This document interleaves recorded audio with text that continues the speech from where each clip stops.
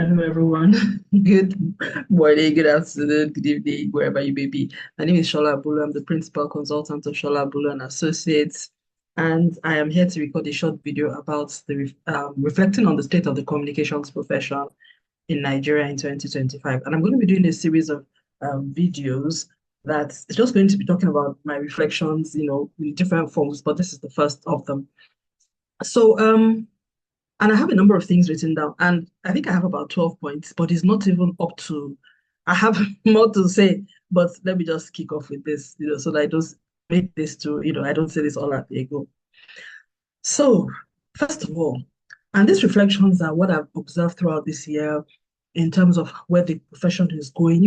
Having, I've had a career in communications for a long time, and, started off this firm, SA&A, yeah, in 2020, COVID era. So 5 years as an independent communications consultant. So you get to see a number of things. I also work a lot with corporates, public sector institutions, and I also work with professionals who join our training courses. So I get a sense of what it's like, the experience that professionals are having in the corporate sector, in public sector, generally across professions, across sectors.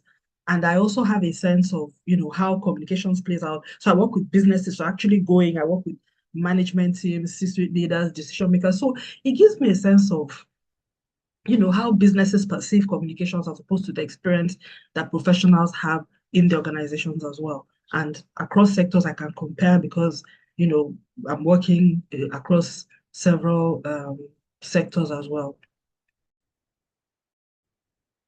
So, first of all, there's what you would call, so some of the things, a lot of what I'm talking about here are things that I have noticed in terms of how, just how things play out. So let's just run through it. So first of all, my observation, my reflection on the state of communications, the profession, as well as the experience of people in the profession and the way in which the businesses and the decision makers look at the profession and the people in the profession. And what I notice is that companies need or leaders need a more strategic approach to communications. That is showing itself very strongly. I would say this year, 2025, that has been more glaring than in other years. In fact, to be honest, in some previous years, I almost felt like maybe this strategic communications is not really for everybody because everybody seemed to be getting by with their tactical approach to communications, event driven, activity driven.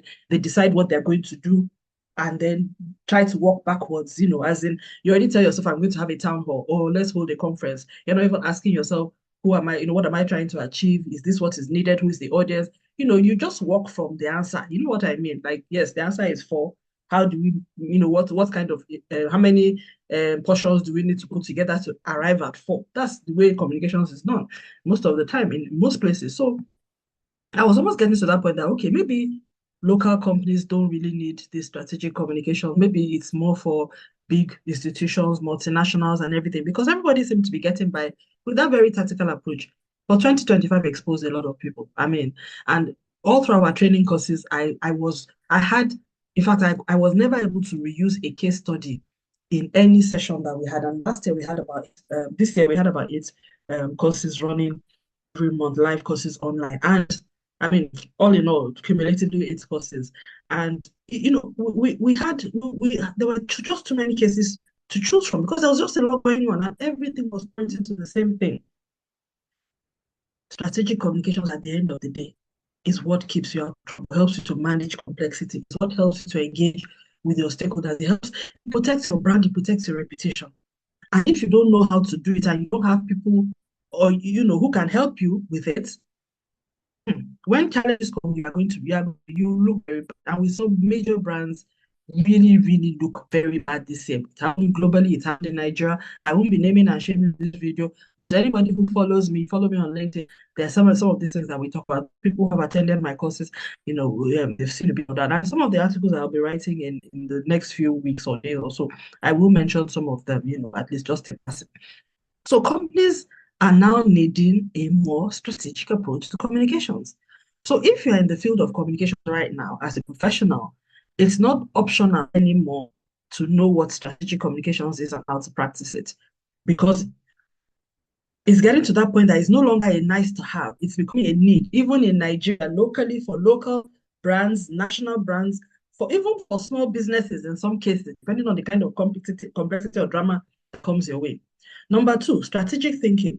Professionals who can think strategically and able to demonstrate value and business impact will go far. This number two is a forerunner of number one. And I'm seeing these players. I mean, you have to understand that we are a consulting firm. So we get called in most of the time to work with organizations that recognize they need something a little bit more. What we're noticing is that the pool is getting stronger. I mean, and we're able to compare 5 years down the line from when we started. We now see, unlike before, when we had to advocate a lot, we had to lean in a lot. Now, people already sort of, the demand is there, but the demand is at a very high level. It's looking for very highly skilled strategic communications expertise and people who can think strategically, think in line, in step with the business and the C-suite leaders and the business leaders, demonstrate the value of what they do, and are also able to show business impact as to a very large extent. That's what they are looking for. Number three,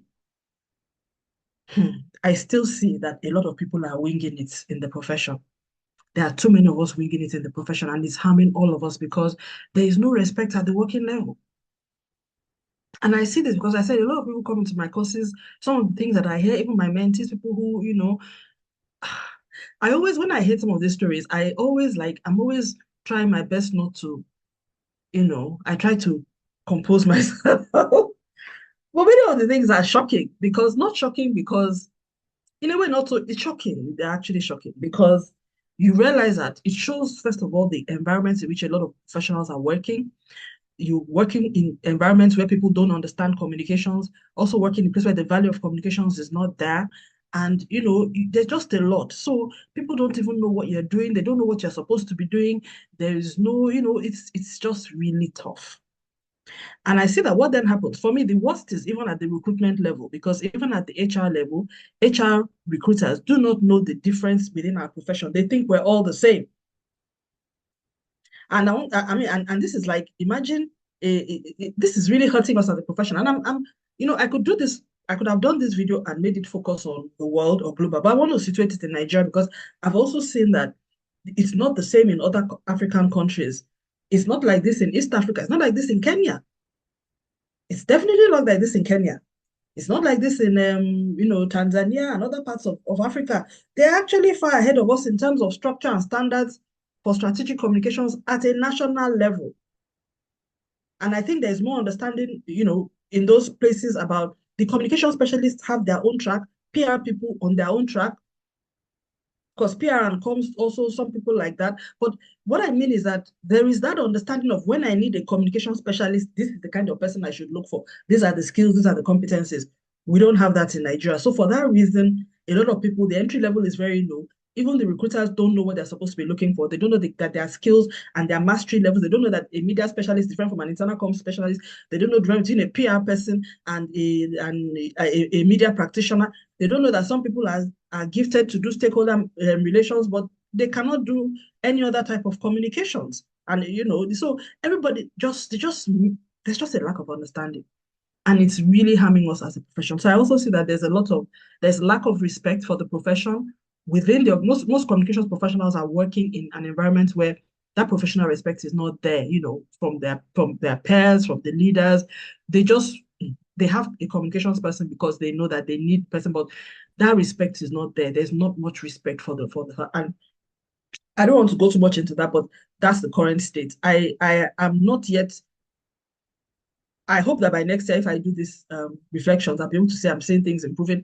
No, I don't think we're in a good place. And I honestly think that anybody who is at a institutional level, particularly, I don't want to name names, but some of our business schools or the institutions that have courses on communications and also the professional associations need to come together and really, really look at this problem and come up with in fact, almost like declare a state of emergency for the communications profession and begin to look for ways to structure things and help people to be able to, build an advocacy and influencing campaign to really let people know that this is what the profession is, this is what it does, these are the pathways and all of that. But let me pack that for now. I'm going to be talking a lot about this in 2026, by the way. So this is just the beginning of the conversation.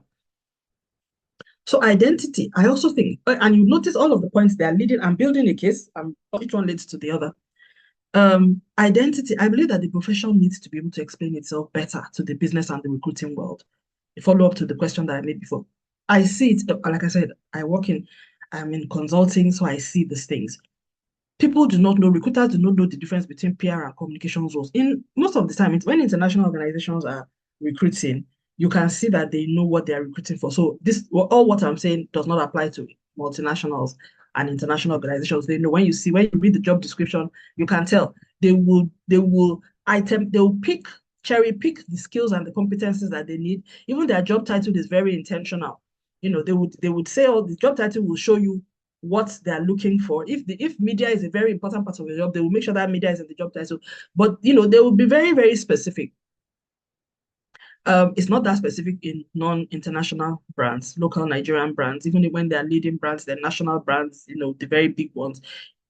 Most of their jobs descriptions, I do not see that level of specificity. They just bundle everything together. And for us in the profession, we know that there are some some skills that don't go together. The worst one is when I start seeing people writing things like graphics design, and that's when I just know that you're just off because you don't understand that graphics design is not part of the core communications. We use graphics to do communications. That's like, but graphic design is art. It's a completely different space. So why you'd be expecting a communications person to have graphic skills, I don't know what it is you're looking for. It's an artist. The people that have design, they're artists. And many of them don't even like to write. So they're not editorial people, they're not comms people, but that just shows you this is the kind of mistake that would never happen in the first world. It would also never happen in South Africa or in East African countries, but it does happen in our part of the world. So, and again, I'm generalizing here. So there are places where I think there's a bit more understanding now, but I still see some job descriptions that shouldn't be from some places, and I think I don't want to say where the worst offenders are, but yeah, anyway, let's park that. So the profession needs to be able to explain itself a bit more in terms of the PR and the comms rules, generalist versus specialist, agency versus consultant. That's another thing. We have a video on this on our YouTube channel where I talk about the difference between when you need a PR agency and when you need a consultant. And again, that's another thing that people don't know. So you want to do a rebranding, you call a PR agency. The PR agency is going to jump over a lot of things. Because all their focus is they're just thinking of that redesign. They're not thinking about your brand promise, they're not thinking about building brand equity. They're not thinking about helping you get a brand narrative, building your brand messaging. They will just gloss over the brand promise. Do you understand what I'm saying? They're not going to help you with a really concrete brand strategy that is going to help you and propel your business into the future. They're more likely than not to only be thinking about the design, the launch, the event elements, which are important. But then that would only last you for the 2-3 days of pizzazz. If you don't do the structural thinking, the values, the real deep reflective thinking into that brand strategy element, you will have problems telling your story. You will also not be able to build a culture which your employees can rally around. So ideally, and this is what I've learned, again, this is reflections. This is not, I didn't know this at the beginning of the year, but looking at the past 5 years and also this year, which was a very significant year, I would say that if you want to do a rebranding, you need a brand strategist to come in consultant mode. That's critical thinking and problem solving mode. And at some point, PR agency will take over. You may decide to recruit the two at the same time, but the brand strategist must lead at the beginning. And it's different. Again, I will not go into that. We'll do another video for that. If you want me to do that, put it in the comments. Number 3, again, still on number 4 here. Also, not knowing the difference between internal comms versus brand, external comms, media, and all of that. Media is one area that it is so technical, it is so specialist that very few comms people. In fact, to be a media specialist, it must be that you handle the media all your life, 10, 15 years. It takes about 15 years to become what you call a media specialist. You've been dealing with the print media, traditional media, social media to a very large extent. You understand digital communities, narratives, messaging, how the landscape is changing, who all the digital communities are, the difference between TikTok audience, Twitter the communities, who the influencers are everywhere. And I'm not saying influencers for campaign, I'm saying even activist influencers, you know them, you understand the mindset of the people in the different communities. For instance, there's some stories that will fly on Facebook. There's some, you put it into Twitter, they will finish you. You know what I'm saying? So you understand all of that. It's a different kettle of fish and it's a different animal. So anyway, I'll just leave that. So I believe that our profession has an identity crisis in Nigeria. I think that's it. And it's I think the identity crisis is so bad because even within the profession, we don't even know who we are. Many of us are confused about who we are. Where the confusion is there. Some people are calling themselves strategic communication. Everybody just calling themselves whatever name sounds nice. Whereas it's supposed to, whatever you call yourself, it's supposed to describe what you are able to do. So it's like a medical doctor. You can't call yourself a cardiologist. You're not trained to be a cardiologist. And I know that, okay, that's a bit extreme because I mean, medical practice, we all know how detailed it is, med school and then cardiology, but you get the drift. Okay, HR as well. You can't call yourself a learning somebody that's a payroll expert. If you've never managed payroll, you don't even know any of the softwares that are used for payroll. You cannot implement a payroll run by yourself. You can't call yourself a payroll strategist. You also can't call yourself an HR business partner. If you don't even know about HR business partnering, you've never done it before. So we just get away with calling ourselves these names. And then they give you a big task and project to handle the thing, then it becomes clear. So there are a lot of unhappy C-suite leaders out there. There are a lot of unhappy leaders. In fact, when I speak to people, there are very few comms professionals that actually say that their business leaders are happy with them. They're happy with the results that they deliver. They believe that communications is important. No, it's more of the other side. That should be a cause of concern for us. It should really be a cause of concern because I'm not hearing this from other professions. It's not, you understand? It's just us. In fact, for other professions, they're forever making excuses for the lawyers, making excuses for the finance people. Because for the finance people, it is clear. The accountants, we know the person in the accounting role, we know the person in the auditing role. Do you understand? And everybody is presenting themselves as they are. So I think that the standardization and the structure that other professions have, we need to bring it in somehow in communications in Nigeria. And I'm sharing this particularly because I want the younger people to be aware, because I'm sure some of you may have felt the effects of some of this discombobulation. You may not have known where it came from. But me, as one of the older practitioners now, I think I can, looking back, I think it's important to just share that this should not be this way. And I'm hoping, please, if you are watching this video, please share it with anybody that you know that is a leader in the communications world, because I think the more we begin to talk about this and think about what we can do collectively, not something that one person can do, and what it is we should do to bring about this structure and this professionalism that will really upgrade the profession and help all of us so that it then becomes clear. Everybody knows what the spectrum of the profession is. If they're looking for skills in this particular area, it will make it easier even to recruit and even for comms professionals to get the kind of jobs that they have. Because when all of us are undifferentiated, when somebody is looking for someone, they don't know what to look for. I mean, like, if a scout wants to recruit for a football team and you want a striker, you know that there's a striker, you know there's a midfielder, you know there's defense. So you then know, that already narrows the recruiting pool for you. If somebody offers you a midfielder, you say, no, I don't need a midfielder. I already have 5 midfielders on my team. In fact, do you understand what I'm saying? You already know. So you're looking for strikers. And when you go to those strikers, you're asking how many goals did you score last season? It's a different conversation. So that we're missing that. We have, nobody knows who the striker is, who the midfielder is, who the defense is, who the goalkeeper is. Nobody knows who should be in the first 11, as opposed to the person who should be on the bench. So yeah, some people may like it because what it means is that if you're supposed to be on the bench, you may end up being put in the first level, but then you can never score a goal. That's the problem. And then at the end of the day, people start thinking, what kind of players are this? What kind of profession is this? And then that then becomes the image that people carry. So it's really a problem. But anyway, again, resources.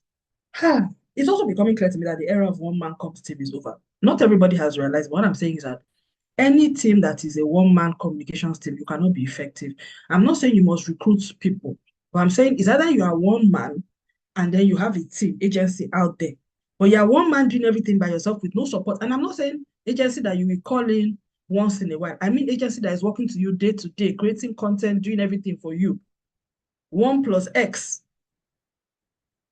So and if you're a comms person and you are in a role, you're the only person and you don't have that plus X on a day-to-day basis, it will be very difficult for you to hold on to that role in 2026 because it's an impossible task. The world, even the way the world is right now.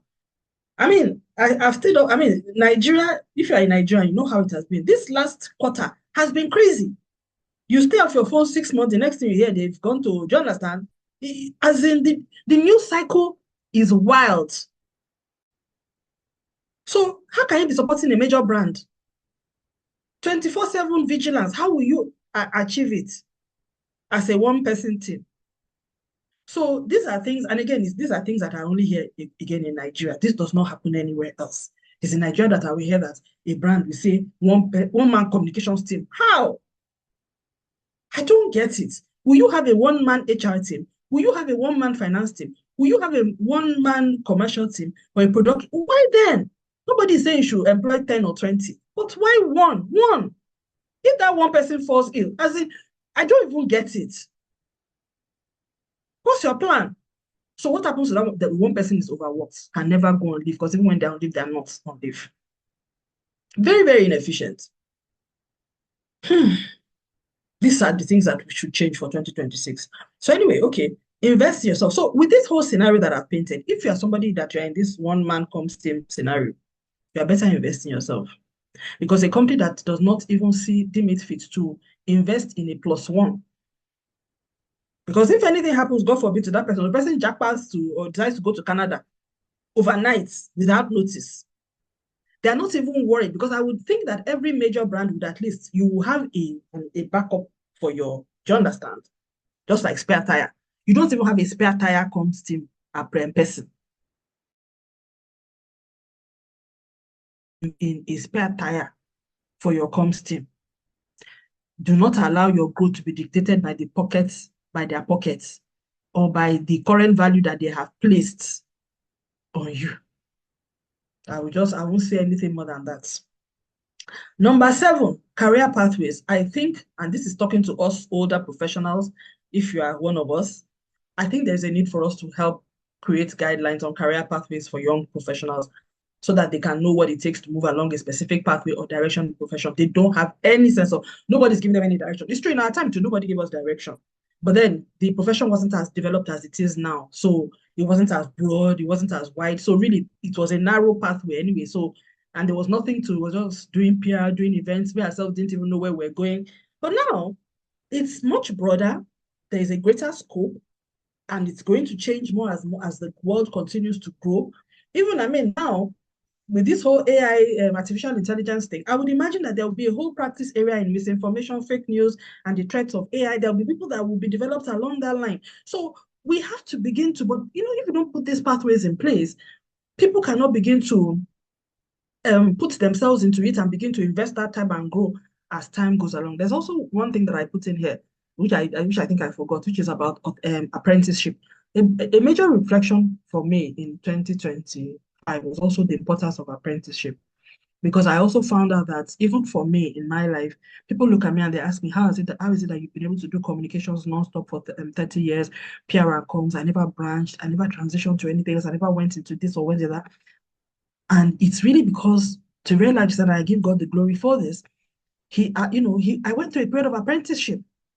So there was a long time in my career when I was just doing seemingly mundane things, but I was building muscle. You know how it is, how when you are a sprinter, or a sports person, for a long time, all you're doing is exercise, you're just running around the field, and all that.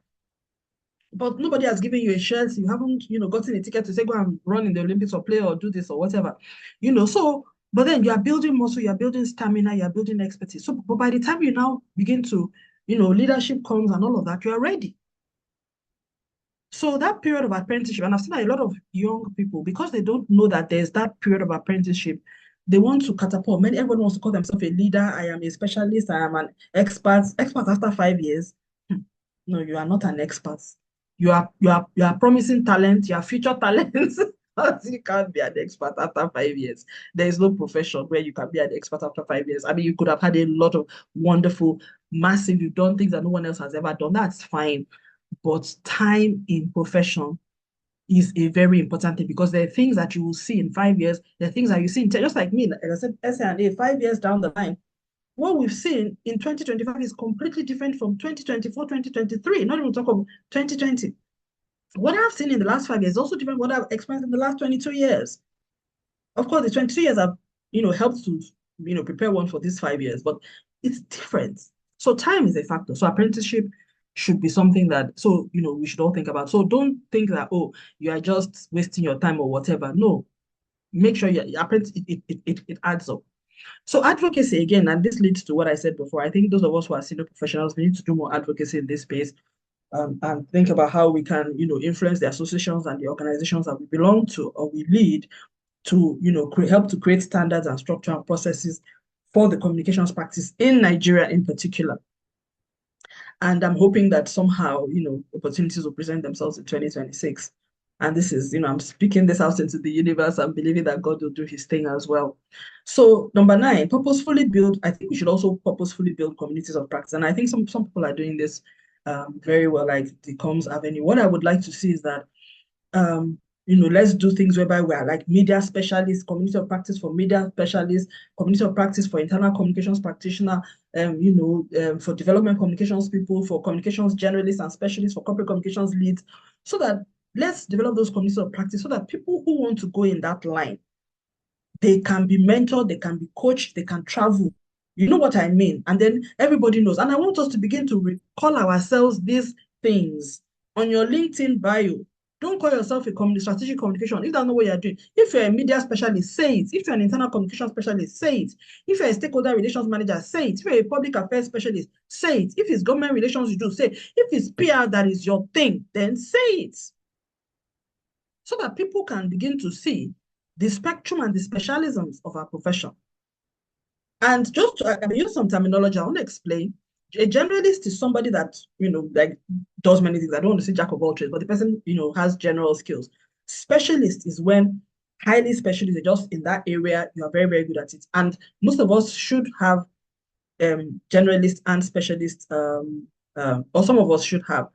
I think that's ideal, but not everybody should. There's some people that all their career, they've just done one thing. Then you are a media specialist or you're an internal comms specialist. And that's also, it's fair enough, if that's what you want to do. For me, I would say I'm a communications generalist. So I know the entire spectrum of communication.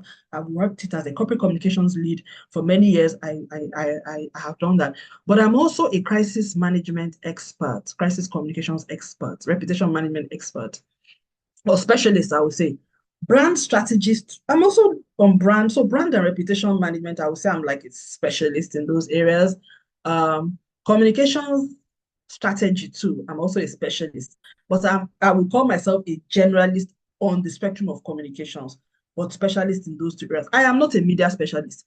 I am also not an internal comms specialist, but I can advise on media strategy. I can also advise on internal comms because they are part of the generalist skills that I have. Do you understand? So the difference is that at specialist, you're at mastery level. You're thinking awareness, knowledge, skill, and mastery. Mastery is you are a master. You are able to set the agenda. You are able to teach. You are able to coach. You can do this at an international level, you can do it at a national level, So it's not just, oh, because I manage one crisis for one startup in Nigeria. No, you can do it for Nigeria. You can do it in Zambia. You can do it in Cotonou. You can do it in Algeria. You can do it in Morocco. You can do it in the Netherlands. You can do it in France. Then you're a master. So if you are not able to, if I bring you a project from Kazakhstan and say, please come and drop a international internal com strategy for this team in Kazakhstan, and you can't do it because they're in Kazakhstan and you don't understand what happens in Kazakhstan, you are not yet a master and you're not a specialist. So you are probably, yeah, maybe knowledge and skill level and all of that, but we are not quite there yet. So that's it. So number 10, I would say global standards. I think global standards is important. This is an important reflection that I wanted to just make. Global standards are important because they get you to where you need to be. Now, let me explain what I mean here. I see that, again, this is an observation and reflection from this year. I see that there's a local way that we practice communications in Nigeria. And a lot of people, that's all they know, that's their comfort zone. And in that local zone, in that local way approach, and I'm not saying local in a derogatory way, I'm just saying there's a way culturally, environmental, that people handle communication. So it's very much, I say what I want to say. I tell my own story. I don't really care about what people think about, it and all of that. And, it's a very top-down kind of thing. And my observation has been that for a lot of organizations, they're able to continue that way and not have any problems for a while. But whenever problems come, because they don't have that global standard thinking, they are caught unawares. And there are many examples of this. There was the airline that rushed to issue a statement after an incident with a passenger, and they handled it in a way that culturally, normally, they felt that that should be the right way. If they were applying global standards, you know that you don't do that. You don't point fingers. You cannot make yourself the judge and the jury when you're issuing a press release or a holding statement. They should have known. Global standards will tell you hold this statement. The ABC of holding statement, you don't point fingers, you don't box or put yourself in a box. You say what you just know for now. Let them know that investigation allow for third party involvement. So they handled it the way, as in, the way it looked like it was good for them. And it was it's serious backlash. Till today, they're trying to recover from what this happened in August 2025. So I started seeing examples this year that, oh, okay, the local approach to communications is not working in the Nigerian space anymore. Global standards. There was also another case involving a major brand. I won't go into details about that because circumstances were a bit tragic. That also played out with where the Nigerian oil and community had to be fact checking. I mean, a lot of self-correction. No, you shouldn't have done this way. You shouldn't have done this way. The standards people, and what is happening is that the Nigerian public observes the way these things are managed in other parts of the world, and they are beginning to advocate and expect that brands, businesses, and institutions and leaders handle things in that way as well, in what is said to be the right way. The way we have been doing it, or the way that is right to us, or because we're a big brand and we're capable doing it that way. So the landscape has changed. The media landscape has changed. The public landscape has changed. In fact, like I said, I don't want to, there's a particular example of a major brand, and it has changed. I will say that. So global standards will get it where you need to be. So I would advocate that for every communications professional, try to get your practice to the global standard. Many years ago, whenever I would teach strategic communication, so people would be like, Shala, it's not right in Nigeria, and that one is international. It's because you work for an oil company, you don't work for an international oil company, that's why. But now I'm happy to say that the things that we were teaching and we have been teaching, people are now seeing that it's relevant even in a Nigerian case. Even our government, a lot of the mistakes they've made, the narratives, a lot of the things that are going on right now is because they have continued to apply communications without their native way of doing it. And it's not working. They are unable to control the narrative. They are unable to build trust. They're unable to change, the conversation. They continue to be on the back foot. They are forever reacting and reacting and reacting. The only thing I think they're able to do somehow is they confuse the narrative a lot, but they're never able to control it. But they are good at muddying the water. So at a stage it becomes, okay, so what really is the truth here? But they're never able to completely control it like they used to. The landscape has changed. But for people like us who are exposed to the global standard of communication, we know that if they were to apply the global standard, they would be in a better position. But they're having that problem making that transition shift because to apply the global standard, you have to be transparent, you have to be open, you also have to be able to accept, feedback, and you have to also want to do the right thing to a very large extent. So I think they're struggling with a bit of that. It's fine. I mean, well, not that it's fine, but that's their choice. I think 2026 is going to be even more difficult. Eventually, they will have to make this pivot. I think so, but it may take a while. I think it will take a while before they realize it. But they would have to make a pivot in their communications approach. I'll talk a little bit more about this in subsequent write-ups. Like I said, I've talked about this a lot in the next year by God's grace. So again, like I said, if you don't even know what the global standards of communication are, you cannot upscale, you can't upgrade when it is necessary. And again, like I said, some problems, it requires the ability to think broadly. While some, you can handle it with native sense. But if you lack the range, you'll be unable to do anything differently. And that is what is showing up in political communications in Nigeria. And for some businesses as well, you don't have the range.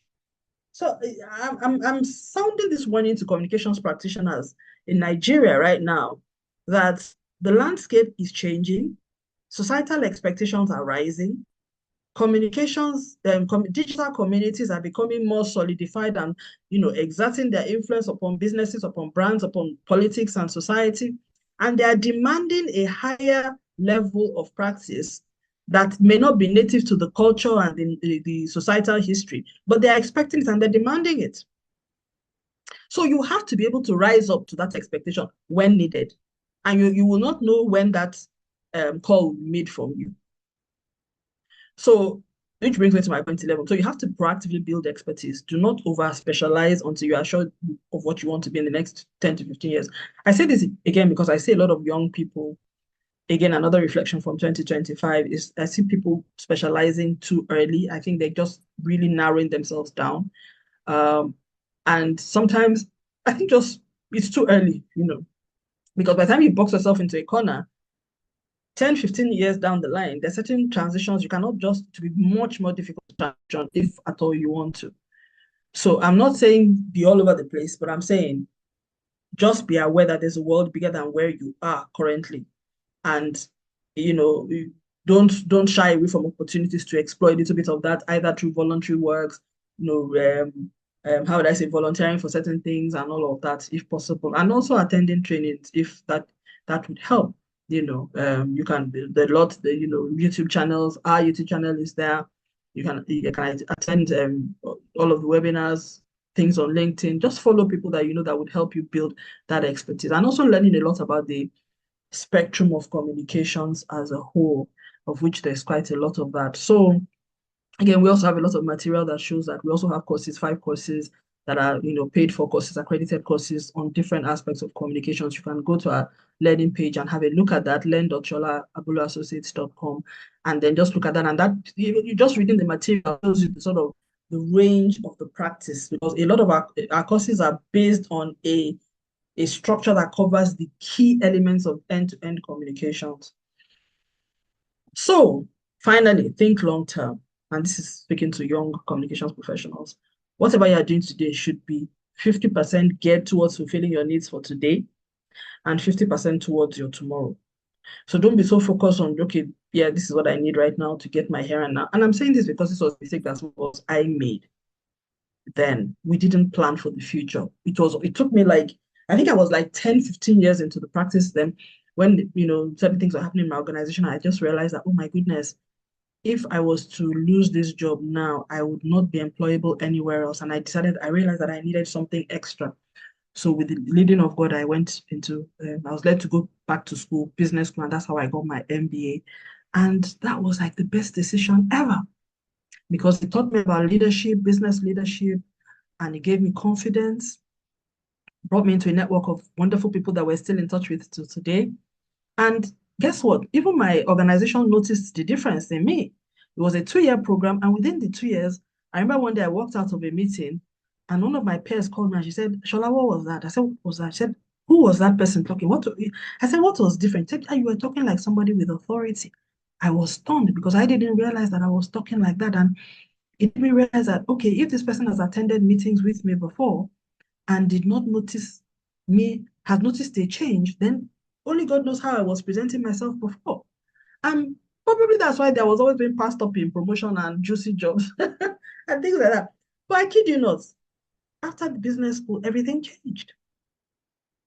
I honestly believe that, and like I said, I give God the glory. Everybody who knows me knows that that's my favorite phrase. I honestly believe that if I hadn't obeyed and gone to business school, I would not be here speaking to you now doing this video, because I think everything changed and I had a good job. This is why I say invest in yourself and think long term. I had a good job. I was working in an oil company and my job was not under threat. But then, like I said, if you focus 100% only on your today, you will shortchange yourself for the future. So imagine me now? Could I go to business school now? Of course not. There's no way I could have had the time to do that then. It needed to have been done many years ago. And I'm not saying go to business school. I'm saying do something. And there's sometimes you have to go into the classroom to learn. Or when people tell, and it has to be a paid course. So there are the freebies. Yes, there's a time for freebies. Everybody, we do all of that. But there is something that you get for paid courses that you don't get for freebies. Anybody that tells you that they're the same is not the same. Because first of all, the person that you are, the freebies, like for me now, this YouTube course, it's very light touch. There's a lot of depth that I'm not going into. Yeah, because it's free. But if you come into my class, I mean, everybody that comes to my class will tell you, I pour.